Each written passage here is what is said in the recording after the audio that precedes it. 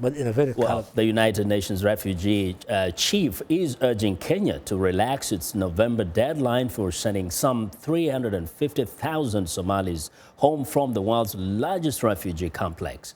Kenya announced in May that it planned to close Daadab camp in the east of the country due to fears the sprawling complex had been infiltrated by militants. In a recent interview with Somalia's Prime Minister Omar Abdirashid Ali Sharmarke, I asked him what he thinks about Kenya's plan to close down the refugee camp. Definitely want our people back, but in a very calibrated way. I think the tripartite in kind of a meeting and agreement was to repatriate within 3 years or so.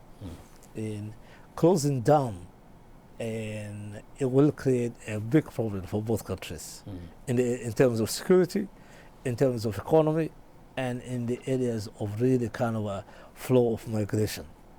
If people are forced to really repatriate it without where some of the areas of the origins still are in the hands of Al-Shabaab, they could be a ground fertile for Al-Shabaab to recruit those young ones.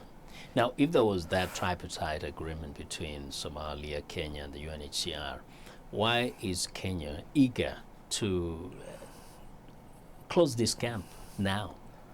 Really, I think that question should be posed to the Kenyan authority. But my kind of guess is that on one hand, I think donors have not been much of a forthcoming in terms of sustaining these camps. And perhaps the Kenyan economies have suffered because of that.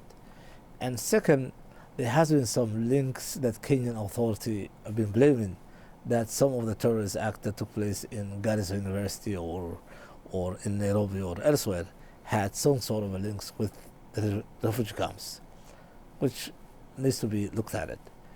But I think in any case, the solution might even be worse than problem if these refugees are repatriated forcefully.